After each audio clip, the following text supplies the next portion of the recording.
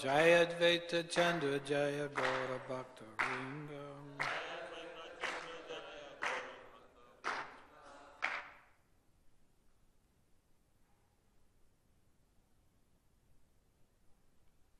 Gyani Jani Deke Sarva Gyan Mahajotir Maya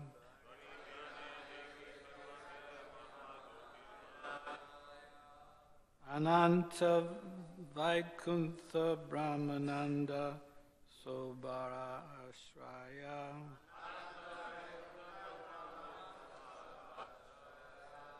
Gani Jnani Deke Sarva Jnan Mahajotir Maya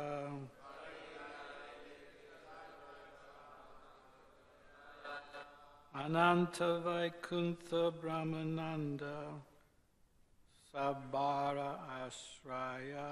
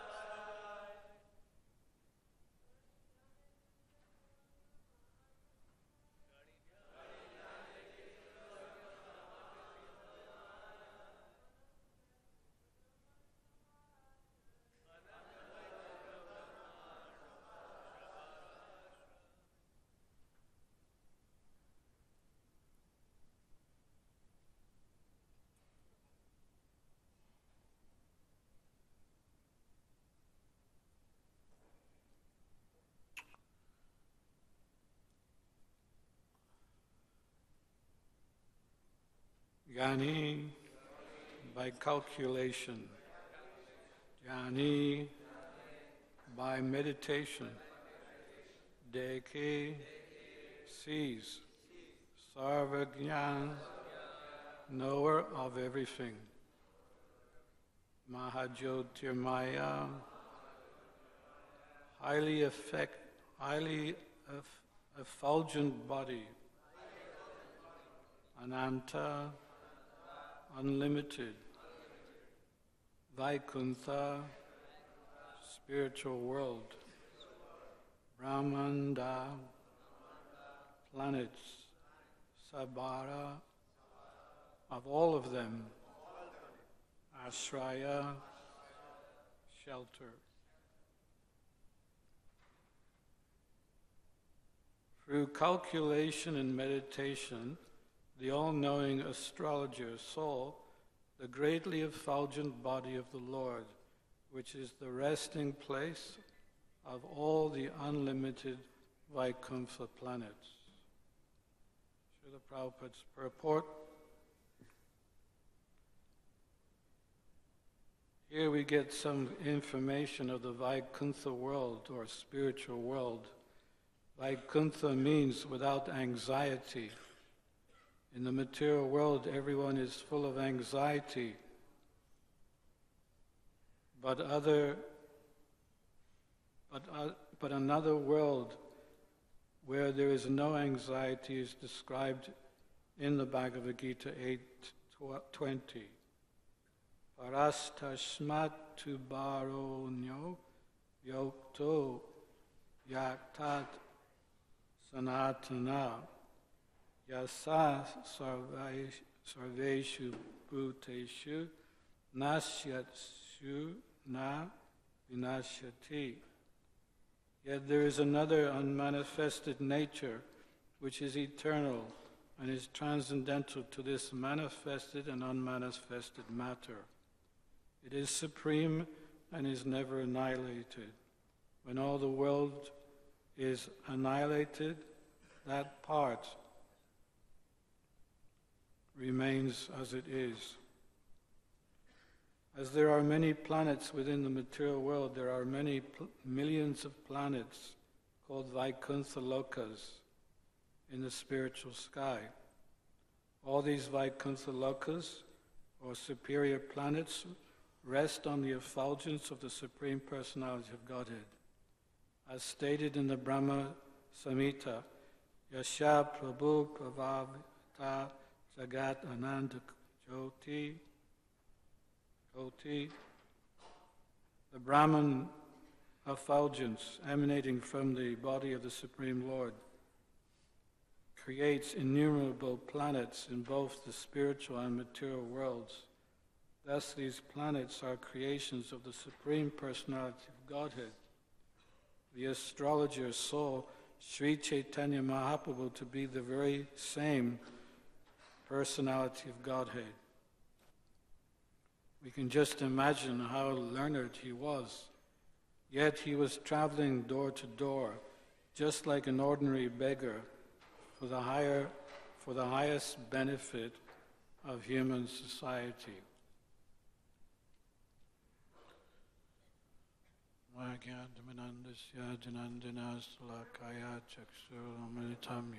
Tasmai Shri Gurave Namaha Shri Chaitanya Manobhishtam Stapitam Yena Bhutale Swayam Bhagadamayam Dadati Swabhadantikam Manchakalpitubhyasya Kripa Sindhu Bhaivacha Patitananam Bhavanebhyo Vaishnavebhyo Namo Namaha Shri Krishna Chaitanya Prabhu Nityananda Shri Advaita Gadadhar Shivasari Gaur Bhaktavinda Hare Krishna Krishna Krishna Hare Hare.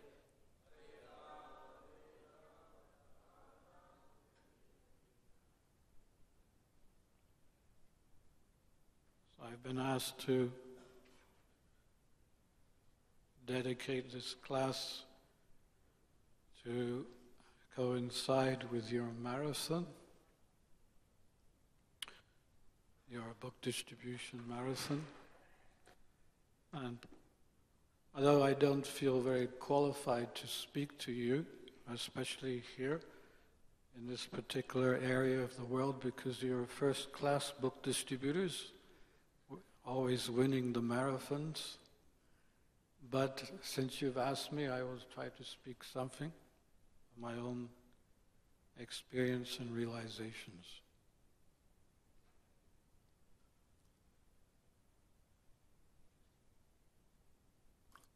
One time, it was in Hyderabad after a big Pandal program. One gentleman stood up and he said, "What about overpopulation?" As if, the question was really so relevant to the class. But anyway, Prabhupada answered. He answered in a way that was quite unusual, because generally when he was asked that question, he would say, "I am traveling all over the world, and from my plane window, there's so much land which is vacant. So what is the question of overpopulation? It's just mismanagement, that's all."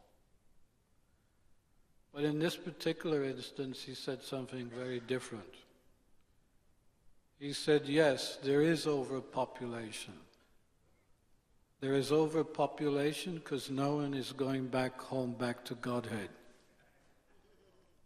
He said, there's no upward mobility. The system is jammed up.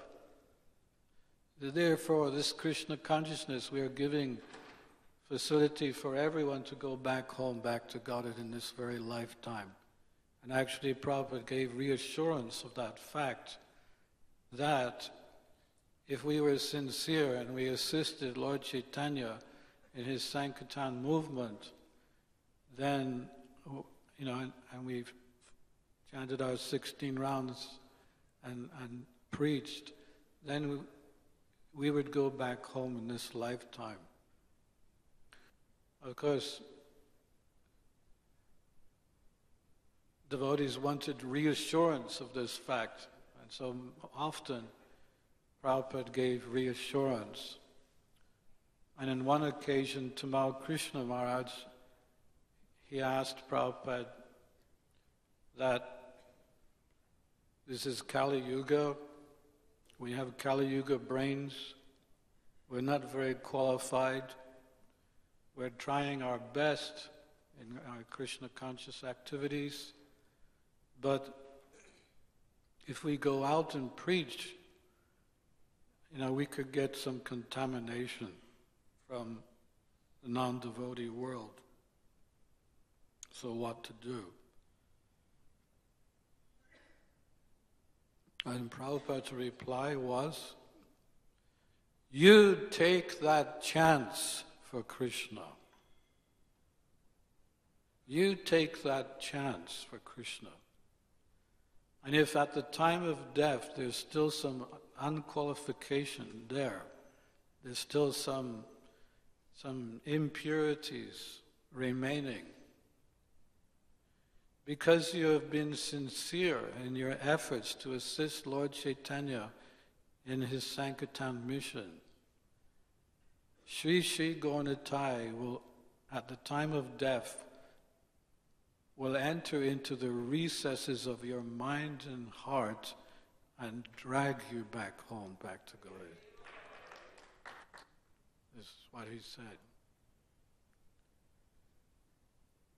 So, Prabhupada has mentioned regarding this movement,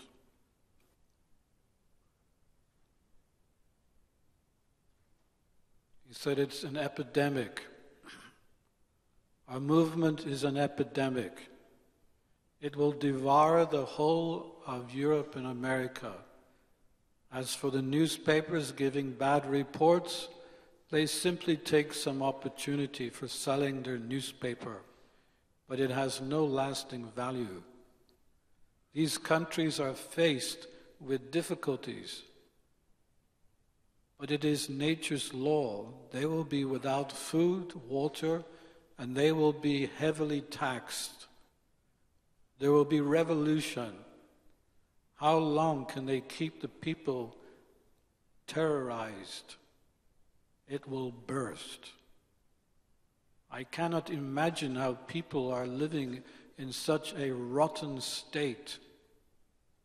There is nothing like pleasure. All is morose. Only we are benefiting the falling souls all over the world. So go on with your enthusiastic preaching and try to do good to others with Krishna consciousness. That was a letter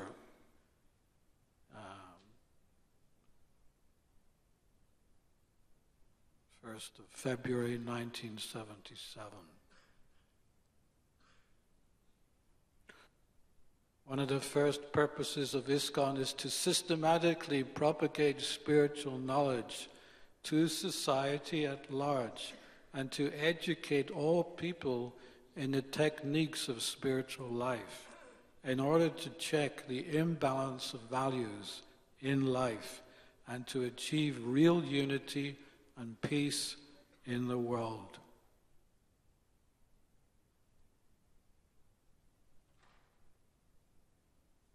Our mission statement is given by Lord Chaitanya to develop a taste for the holy names and to spread the Sankirtan movement. These are his two Lord Chaitanya's main emphasis he has given for us. We develop a taste for the holy name and we go out and preach. Sometimes devotees ask me, okay, you've been a devotee for 45 years. What is your secret? And I tell them very frankly, yes, I do have not just one secret, I have two secrets. Would you like to hear the two secrets? I'm not telling you. I will tell you. Number one, I have always preached, even as a grihasta. Well, actually, correction. When I was a grihasta, at one point I told my wife, okay, for 1 year we're not going to preach, and see how we feel about that. Well, we lasted about 3 months. So even as a grihasta, we're supposed to preach, because preaching is real life. This is our real juice. Anandam Vidhi Vardhanam. This is where we can get the real pleasure of life by going out and assisting Srila Prabhupada and Lord Chaitanya in their mission. When Krishna predicted way back, 5,000 years, he predicted this movement. At that time, he was just about to leave back to his abode after spending 125 years here, engaged in his different Lilas. So as he was about to return, Ganga Devi approached him. My dear Lord, I want to come home too. Kali Yuga is just around the corner, and I really, really don't want to stay here and accept the sins of the people of this age. It will be too much for me. So Krishna said, don't worry, Ganga. You remain here. My Senopati Bhakta, Commander-in-Chief, he will come. He will propagate Krishna consciousness all over the world. There will be one Varna, Eka Varna, that everyone will be a Hari Bhakta for 10,000 years. The devotees will come from all over the world, and they'll bathe in your waters and purify your waters. Of course, I couldn't really understand that, because my understanding was that I cannot personally purify Mother Ganga. She purifies me. So I asked Jayapataka Maharaj this question, because he quotes this same passage many times in his classes. And it's from the Brahma Vivarta Purana. So I asked him, what does this mean? And he said, the culmination of all the Sankirtan devotees, because they're Sankirtan devotees, they're pure in heart and in mind. The culmination of all these devotees coming to take their bath in Mother Ganga will purify her waters. So it's not like you come on the shores of Ganga and say, okay, Ganga Devi, are you ready? I'm coming to purify you. That's not what it means. It means that because of our efforts in pleasing Lord Chaitanya and the mission of the Sankirtan movement, our hearts have become pure-hearted, and we are becoming pure souls. And Ganga Devi can be purified by pure souls. So the culmination of all the Sankirtan devotees coming each year from all over the world, bathing in their waters, has a profound effect. Then Krishna said to Ganga, after 10,000 years, the full force of Kali Yuga will inundate the world. And at that time, your waters should flow underground until the next Satya Yuga. And Sarasvati, she is already doing that. They now have these machines which they can measure things underground, and they've noticed the flowing of Sarasvati under the earth. And she only appears in two places. And Krishna basically told Ganga Devi, you do the same. Wait for the next Satya Yuga, and then you can reappear. So in this way, Prabhupada was predicted even by Krishna. Lord Chaitanya also, he said, I will spread Krishna consciousness throughout the subcontinent of India. And my commander-in-chief, devotee, he will come, anyone in this land of Bharat tries to escape my mercy, then my devotee commander, he will get them in the West. That's the idea. The Indian people want to escape India. They don't want to be reminded of their Vedic roots and culture. So they sneak off to the West thinking that they'll be able to enjoy and forget their past heritage. But no, there's nothing we can offer them in the West. And they soon become disenchanted. And then they go to the temple and become a devotee, get initiated. And now most of the temples in America are run by Indian devotees. Hari Bol. So you cannot escape. You cannot escape Lord Chaitanya's mercy. One time I was invited to Siberia some years ago. And I was thinking, do I want to go to Siberia? You know, because from the Western point of view, Siberia is that place where, you know, they used to send political prisoners. There was concentration camps. It's freezing cold there. It's dark most of the winter for most of the day. It's a horrible place. It's hell on earth. And I was thinking, do I really want to go there? But I went anyway because I can't really refuse invitations. But to my surprise, when I stepped down from the plane, there was an entourage of 200 devotees came to greet me with a kirtan. And I was thinking, wow, I'm home. This is home, even here in Siberia. Yeah? So there's not a place on earth which will not be affected by the Sankirtan movement. And, you know, we saw how Russia opened up. I was in Helsinki in the 80s. I opened up Helsinki Yatra in 1982. But at that time there was the communist era, and I was very concerned about the Russians coming to Finland and taking over Finland. So I asked my GBC, what shall I do if the Russians come? He said, just chant Hare Krishna. Krishna will protect you.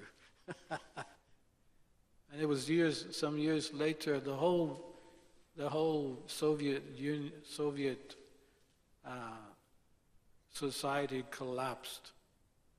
And now look, we see how in Russia there's so many devotees and so many wonderful devotees, because they got trained up by Stalin. Stalin trained them up to be obedient workers, obedient followers. So when the whole thing collapsed, so they had to follow someone. They were trained to follow and serve. So then Krishna consciousness came along. And now they're all following and serving Krishna. And they do it in such a nice, wonderful way. So Prabhupada said preaching means to bother someone. If you're not bothering someone, you're not preaching. First you've got to stop them. It's like, stop! Excuse me, sir. Yeah. And I was thinking yesterday, I actually did a few books yesterday in two places. We gave out about 30 or 40 books after my class. And I was thinking, what line could you have here in India? What would be the main pitch? How would you approach the people of India and convince them? So I came up with one idea. Where's the Bhagavad Gita? Is there a Bhagavad Gita?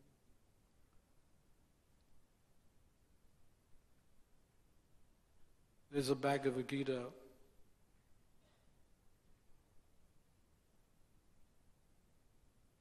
You know, in Tomsk, in Russia, they tried to ban the Bhagavad Gita. Like, ban the Bhagavad Gita? Doesn't matter. Doesn't matter. Doesn't matter. Doesn't matter.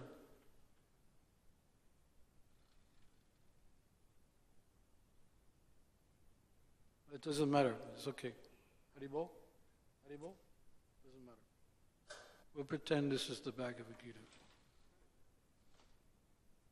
Who can hold up a book and say the contents of this book is 160 million years old? We can. Krishna spoke the Bhagavad Gita to Vivishvan, the sun god, 160 million years ago. So you tell people this is a very prized publication. It is 160 million years old, and it is as relevant today as it was 160 million years ago. Who could refuse? And they try to ban a book which is 160 million years old. How pathetic. But actually, when you think about it, this was Krishna's preaching. This was Krishna's arrangement to make the Bhagavad Gita even more famous in Russia. Because when it was thrown out of court, then everyone was wondering, what is this Bhagavad Gita? Maybe I should buy one of these. And there was an inundation of selling of the Bhagavad Gita. When I was in Finland in those early years, in the early 80s, one of the things I did there besides preaching to the Finnish people, and by the way, let me not forget to say this, if you can make a Finn a devotee, you can make a devotee anywhere in the world. And 1 year, because we built up a nice entourage of great Vaishnava, Finnish Vaishnava devotees. And 1 year we were the top book distributors of the world in a Christmas marathon. And that was really, very special. But one of the other things we used to do was because the Russian Bhagavad Gita became published in a very small book. It was the whole Bhagavad Gita, but it was quite small. And in Helsinki you get Russian ships coming into dock. We used to throw the Bhagavad Gita onto the ships, and the sailors would catch them and quickly put them in their pockets. We'd also give the Bhagavad Gita to lorry drivers. We would tap on the window. They would wake up. What's going on? And say, Dad, take this. Okay. Because the KGB were all over the place. even in Finland. So they had to be very, very careful, what to accept. Otherwise they could get into trouble. And we went to the opera house also in Helsinki. There's a big opera house, and whenever there was a Russian performance, we would go backstage and give gitas to all the performers. So this is life. This is real life. We're trying to start a new revolution in consciousness. I was an ex-hippie, and that was the mood of the hippies. We were revolutionaries. We didn't like how the society, how the world was going. So we grew our hair and we took drugs and tried to change things. Love and peace and all that, freedom. A lot of songs were produced in the name of love, peace, freedom. So it was a good start to changing the world. Although our main deficiency was that we were taking drugs, and therefore, in one sense, the hippie movement was the flip side of the materialistic society. But when I came to Krishna consciousness, I realized that this is the real revolutionary spirit, that without any sense gratification on our part, we would give the highest benefit to the people of the world. And therefore, this is the real revolution in consciousness. And we have seen, I have seen history. I've been around 45 years. I've seen history. I've seen the changes. When I first became a devotee, if you said you were a vegetarian, they would look at you as if you're from another planet.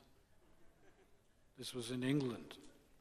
Now, in England, the vegetarian society is the fastest growing society in the UK. And other phenomena like yoga, meditation, karma, reincarnation, these are all household words. They even made a film called Avatar. Who has ever heard of Avatar without reading Prabhupada's books? So the influence is there, it's obvious. Therefore we must preach. We must continue this revolution in consciousness, changing the world. So that's the secret that I have. You want to know the second one? The second one is that I've always preached in difficult places.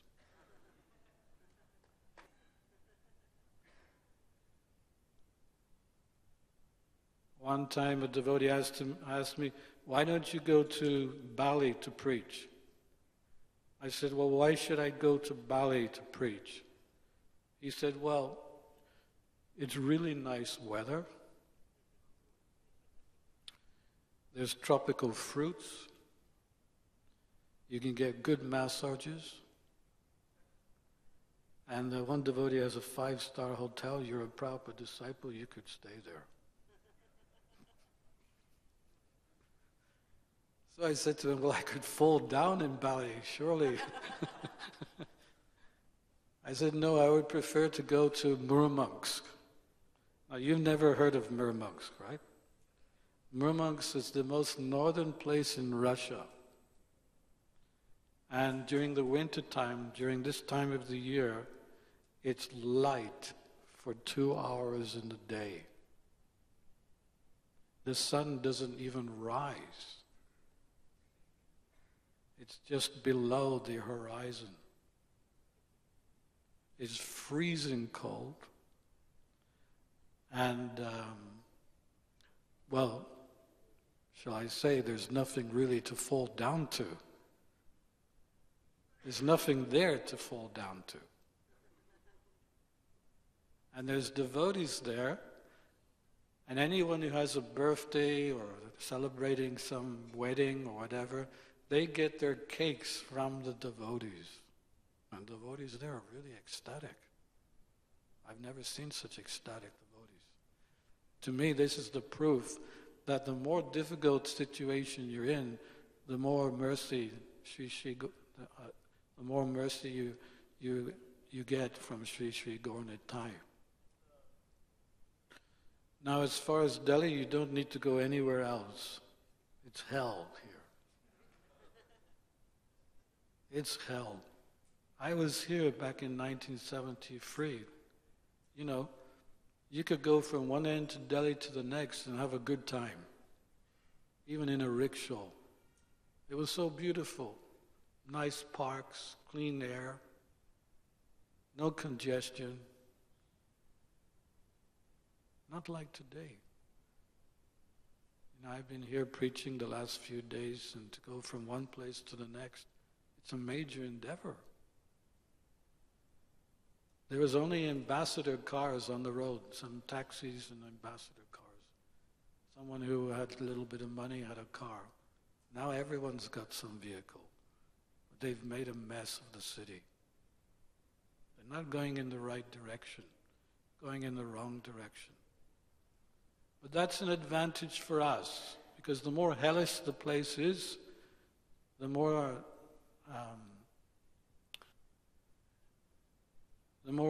anxiety there is within the hearts of the people. We're creating an atmosphere of free from anxiety. Prabhupada called our temples Vaikuntha places, oasis within deserts. And therefore, when we go out with our books, they're also oasis. They're the transcendental incarnations of the Lord. And just by one touch of the book, people will benefit tremendously. So stay in Delhi, smelly Delhi. Stay here. It's great. It's great for preaching. And there's a lot of opportunity here, a lot of opportunity.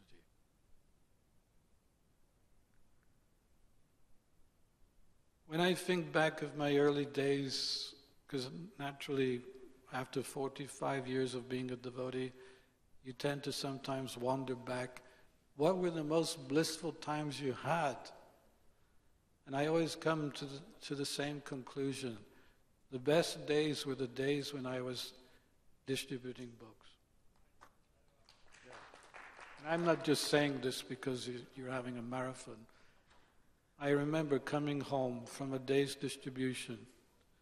You're in a hotel or you're in a guest house, because you're on traveling Sankirtan, you're maybe in a guest house, and you come home, you come to the guest house, you count your money, you count how many books you had distributed, and Prabhupada's tape is in the background, and in your mind and in your heart you're thinking, what a wonderful day it has been today. I can't wait for tomorrow. One time when Prabhupada was going to take rest, he said to his servant, now I'm going to, what was it? Now I'm going to, was it Maya? Now I'm going to sleep. Now I'm going to sleep. Now I'm going to waste my time, that's what he said. So he felt like even sleeping at night, it was a waste of time. And he would also say that we should serve Krishna 24 hours a day. And I could never understand, what does Prabhupada mean by serving Krishna 24 hours a day? That's not possible. It's not humanly possible. But then I got an answer. It means, does anyone know what it means? No. It means that you work so hard during the day in assisting your Guru and Lord Chaitanya and Krishna. You work so hard that at the end of the day, you have no energy left and you just hit the pillow and you fall asleep. And that sleeping is also becomes devotional service. Because you need to take rest in order to work again the next day. So this is what traveling Sankirtan is like. You're on the street all day long, pushing. It's not easy, but it's ecstatic. And you don't mind because there's a mixture of difficulty and ecstasy. It's a combination of them both. And then at the end of the day, you feel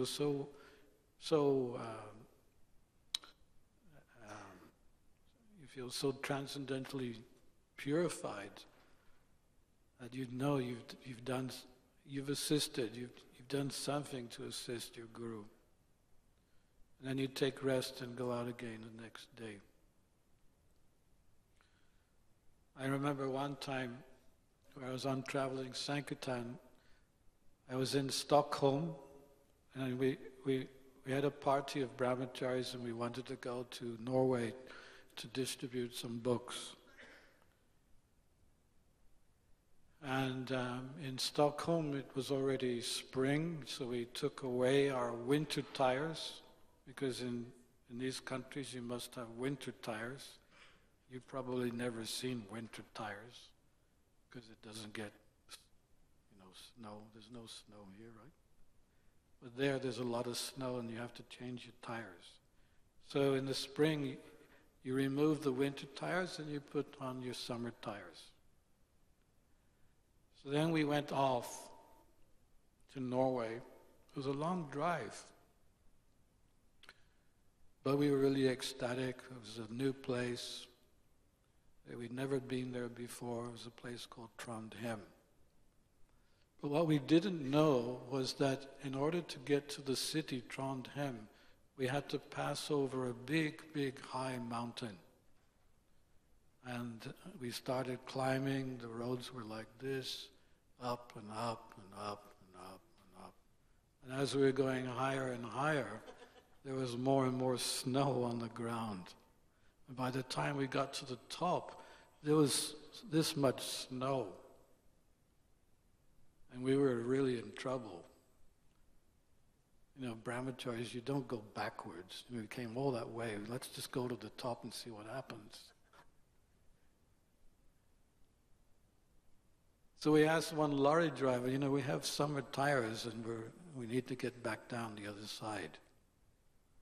He looked at us, he's like, we're crazy? You're here with summer tires? What are you doing up here? We said, well, what can we do? So he said, okay, put your gear in number 2 and drive very, very slowly. And whatever you do, don't put your foot on the brake. Anyone who's driven in snow and ice, if you put your foot down on the brake, you don't stop this way, you stop this way. And there was no fencing on these cliffs, on these mountains. Nothing to protect you. So there we were. We put it in gear, number 2. We got our bead bags.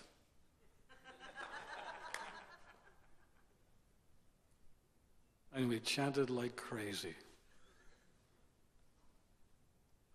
I personally chanted with so much devotion. It was a life-death situation. At any moment we could have gone over and that's it, finished. No question of it.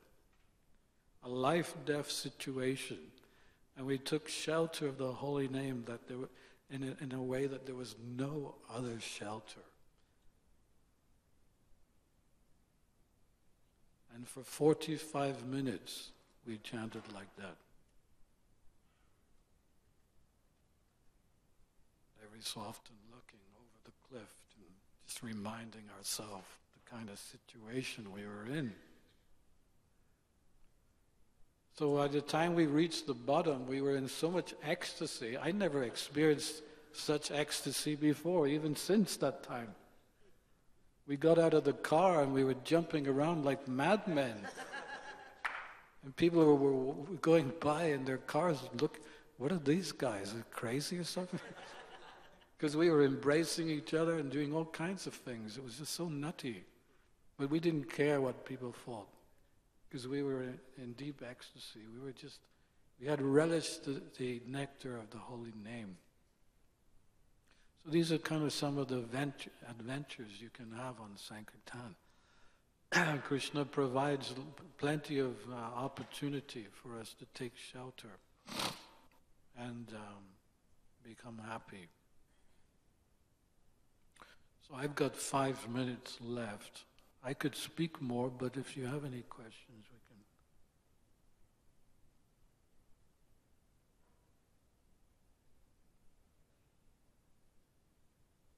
Here's a nice prayer by Prahlad Maharaj. It's in the 7th canto. My dear Lord Nrsingadev, I see that there are many saintly persons, indeed, but they are interested only in their own deliverance, not caring for the big cities and towns. They go to the Himalayas or the forest to meditate with vows of silence. They are not interested in delivering others. As for me, however, I do not wish to be liberated alone, leaving aside all these poor fools and rascals. I know that without Krishna consciousness, without taking shelter of your lotus feet, one cannot be happy. Therefore, I wish to bring them back to the shelter of your lotus feet.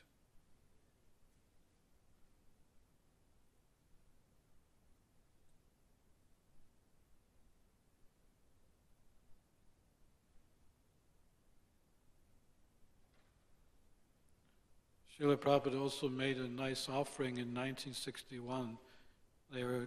Him and his godbrothers came together on the disappearance day of Bhaktisiddhanta Saraswati, or it was the appearance day maybe, it was an appearance day. And amongst his godbrothers, Prabhupada was a very junior sannyasi, but his offering was like an explosion placed before his godbrothers to respond. He said, even now, my godbrothers, you return here on the order of your master, and together we engage in this puja. But simply a festival of flowers and fruits does not constitute worship. The one who serves the master, serves the message of the Guru, really worships him. Oh shame, my dear godbrothers, aren't you embarrassed? In a manner of business, you increase your disciples. Our master said to preach. Let the neophytes remain inside the temple and simply ring the bells. Take a good look at the terrible situation that has arisen. Everyone has become a sense enjoyer and has given up the preaching. From the seas across the earth, penetrate the universal shell, come together and preach this Krishna consciousness. Then our master's service will be in proper order. Make your promise today. Give up all your politics and diplomacy. When will that day come when a temple will be established in every house, in every corner of the world? When the highest court judge be a Gaudiya Vaishnava with tilak beautifying and decorating his forehead? When will a Vaishnava winning votes be elected president of the land and preaching be spread everywhere?